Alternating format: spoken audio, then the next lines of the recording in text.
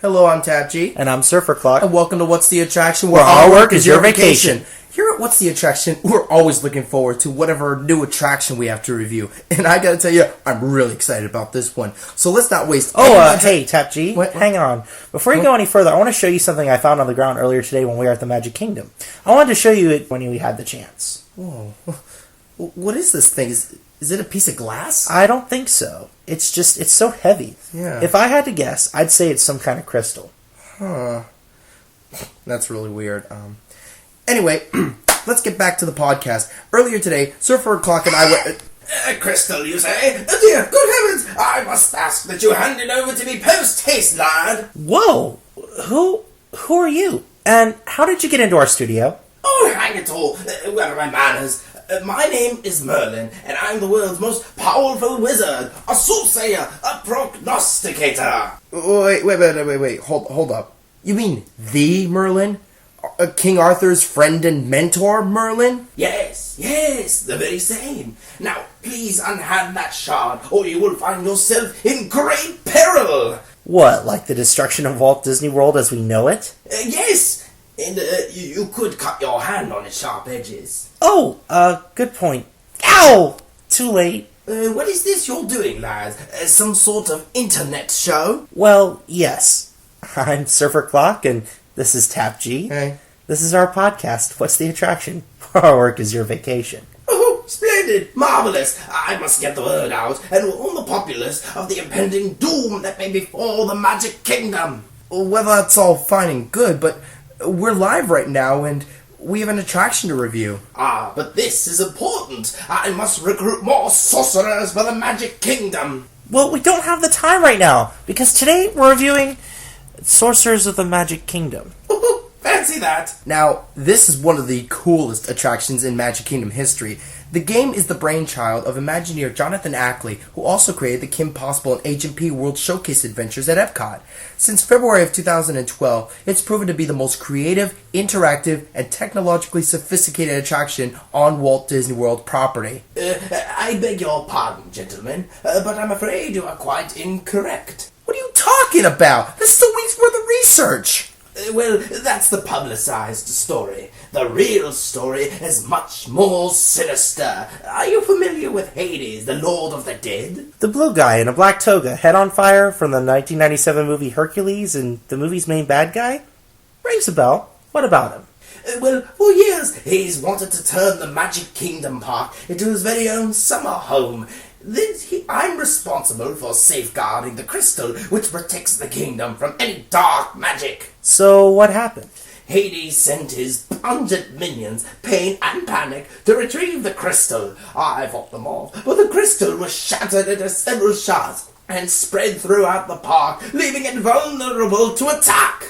Yo, that can't be good. Now, Hades is looking for all the crystal pieces all over the Magic Kingdom. To make matters worse, he's hired a crew of thugs, scoundrels, and mercenaries to help him collect the shards. Cruella de Vil, Ursula, Scar, Ratcliffe, Jafar, Maleficent, Dr. Facilier, and Yzma. Oh, jeez. Well, what can we do to help? Glad you asked, Surfer Clock, my boy. As we speak, I'm recruiting anyone interested in learning the ways of the sorcerer. My apprentices in the fire station on Main Street, USA, and behind the Christmas shop in Liberty Square will get you trained and oriented. Okay, so once they scan your park ticket, you're ready to go, right? Almost, my dear boy. My apprentices will equip you with a pack of 5 spell cards, a key card, a map, and a tutorial on how to properly utilize your sorcery paraphernalia. Okay, great. Well, then what? You will be directed to a magic portal somewhere in the park. They may look like simple windows, but don't be fooled. To find them, use your new specially designed map to locate them. What you do, scan your key card on the nearby padlock to open the portal and begin your mission. You will be directed to numerous different portals during one mission to defeat one villain. Sounds cool. Where do the spell cards come into play, though? The spell cards are your weapon against any villain's attack. When these rogues are on the attack, you'll present it to the portal, and the magic will activate, and those villains will be down and out for the count. Of course, I want you to be as armed as well as you can be. So collect and trade your spell cards with your fellow sorcerers. It'll take all we have to stop Hades from taking over. So, this venture can take quite a while to complete. Am I forced to commit to all of it?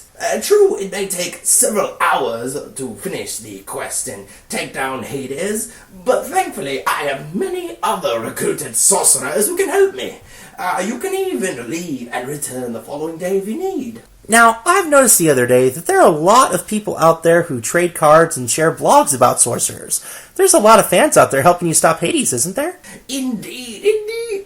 I have many friends who can assist you in my absence, if I may be so bold. I'd like to thank Martin, Kristen Lewin, and Anthony from the SOTMK blog for their stalwart efforts against Hades. Okay, so from what I understand, Sorcerers of the Magic Kingdom is an interactive scavenger hunt combined with a really awesome trading card adventure. Quite so, but don't take my word for it. Let's give it a go right now. Higgitus, Piggitus, Miggitus, Mo, Magic Kingdom, here we go! Don't go away. Merlin will bring them back sooner or later. In the meantime, my name is Archimedes, Merlin's owl friend. Now, to help you pass the time until they come back, I'd like to share my thoughts on a little book called The Birds of America by John James Audubon. See, I think... Whoo! Hey, we made it back, everyone! Oh, there you are, Archimedes. Archimedes? Is this what you've been doing while Merlin's taking on Hades? Book reports? Ornithology is a noble profession, I'll have you know. Come now. Tap J, server clock. Now that you've experienced the task firsthand, tell me, what do you think? And no spoilers! Okay, if you ask me, I thought Sorcerers of the Magic Kingdom was a really cool, really fun, really awesome game. I know it seems like we were only gone for about 5 minutes, folks, but we were actually in the park for about 5 hours. It's exhausting, I'm not going to lie, because you're running around from portal to portal and showing cards. But the storyline, the animation, all of it is just so fun and so cool. I barely noticed how much walking I was doing. I forgot to take my hat out, so I got a little sunburn. Ooh. However, what I'd like to say about this game is you will get your cardio in. You're gonna be walking around quite a bit. I think you mean you'll get your card EO in. Oh, come on, man. Oh, come on, it worked. It did. But in any case, I like the game itself. I do find there are a few problems with it. Like what? Basically, it's very repetitive. I mean, all you're really doing is swiping your cards, showing your cards to a window, and going on to the next window where you show your cards. That being said, though, what you do between showing your cards and all that, I think it's all very involved. It's great. It's a great way to get the kids involved. But in any case, it's I feel it's so repetitive. I kind of feel a sense of accomplishment as I go through, but it's not as much of a sense of accomplishment as I would feel if I were doing a little more. Yeah. I did notice that there were a few guys who, I think we met them at the one of the portals in Frontierland. They said they played the game so many times now that they don't even bother with the story anymore. They just play the cards. And that's kind of sad, because I think the story is brilliant. And I just enjoyed it so much. You're right, though. It does have its flaws. The primary flaws being, like, sometimes to capture the cards, I think there's like cameras or something that read the cards. Sometimes they don't always work, and sometimes either what you'll have to do is hold your card in the perfect spot, or if the cameras are really bad, they just won't read it at all, and they'll either send you to another portal or have you stay at the same portal to cast the spell. Yeah. So there's that major flaw with it, and then there's also this isn't the game's fault, I should add. There's the aggressive traders out there. There's Merlin mentioned earlier that there's some really nice people. The ones we met in Tortuga Tavern, they are very nice people, and we traded cards with them. They're great, and this game instills a very strong sense of community. But there are the more aggressive traders out there that they're trying so hard to get their hands on all the rare and to complete their collection cards. I mean, because this really dates back to the 90s when Magic the Gathering, Pokemon, Yu-Gi-Oh! Were all really popular. Yeah, I was a Pokemon kid. So this really kind of tapped into your inner kid a little bit. It did. I delighted in that feeling. And to be able to see my cards actually do something, rather than just, declaring this, flipping coins and all that good stuff. Yeah. Now that, to me, makes the game, it really endears the game for me. Yeah. So the game is great, but not without its flaws. Personally, I give it a very strong 4.5. There's a few minor flaws with it, a lot of walking around, a little repetitiveness, and I think on the last game, there are certain points of the game where instead of casting a spell, you just have to show the crest on the back of the card, and that's okay. But at the very last mission where you're going after Hades, you do it more than you do casting spells, and that's kind of a buzzkill. I think it's really to give everybody sort of a level of accessibility to it. I mean, because anyone can turn a card around, but, it's the whole, they may not realize the different designs on the card, Yeah, but it confused a lot of people throughout the game. I'm sure you may have noticed that people will be like, so use the Sorcerer's Crest, and they keep holding up the front side. Yeah. But yeah, I think and actually, I feel like that kind of runs through a lot of the game. I feel like that's it's a minor, very minor flaw. Mm-hmm. But other than that, I mean, the game certainly isn't perfect, but when I go back to the Magic Kingdom again, I'm certainly going to be playing this game. Yeah. Now, I want to rate this a very strong 4 out of 5. Mm-hmm.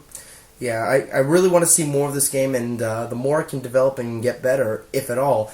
4.5 and 4 for you. You know what, Merlin? This game has so much potential to expand into more cards, and, Hades might even recruit more villains. You're a fortune teller. Can you see anything? Fortune teller? He's about as accurate as a magic 8-ball. Why, yes. No, see here, Archimedes. Merlin? Oh, yes. My apologies. Unfortunately, I can't foresee anything as of yet. I'm certain there are some developments that will arrive in due time. I do know by the end of 2012, we'll see pins and maybe a few other merchandising knickknacks. Before the Mayan calendar doomsday, December 21st, I hope? What? Oh, that! In fact, I do know what will happen that day. See, that morning, and then we'll stand back in awe in everything that happened, the great and the tragic. Wow, that's amazing! I hope our listeners heard all that. Actually, they didn't. Sorry, I accidentally hit the pause button. My bad, mea culpa. And, I'm afraid I just lost the vision, I'm afraid. Oh.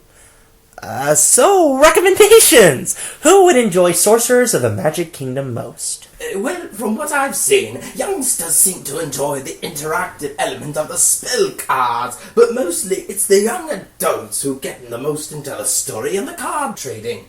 Those who enjoy the digitalized game systems seem to love the game, but they tell me it lacks challenge. But fret not, soon the quest will be endowed with more difficulty as you advance. Also, I'm glad you mentioned that, Merlin. Our listeners should know, because the game takes up a lot of time. Most everyone would rather spend their day at the Magic Kingdom riding Space Mountain, Pirates of the Caribbean, and Peter Pan. So, if you're able to go back to the Magic Kingdom for repeat visits, you're able to do all that and Sorcerers. But if you're there just one day, just know if you choose to take on Sorcerers in the Magic Kingdom, your itinerary will be severely curtailed depending on your level of participation. Right, so demographics aside, the guests that'll get the most out of this experience are the multi-day guests and the repeat visitors. Well, I think that just about does it for this episode of What's the Attraction. So, until next time, I'm Surfer Clock. I'm Tab G. I'm Merlin, and I don't know why I bother. And thanks for listening to What's the Attraction, where our... Hold it right there! Who am I? Look out! It's Oogie Boogie! Hand over that crystal, chumps! Oogie Boogie is gonna be king of Halloween once I hand it over to Hades! Oh, seriously, don't we have locks on doors around here? Sorry, buddy, not in the budget. Get back, you burlap bully! Our work is your vacation. Gotta go!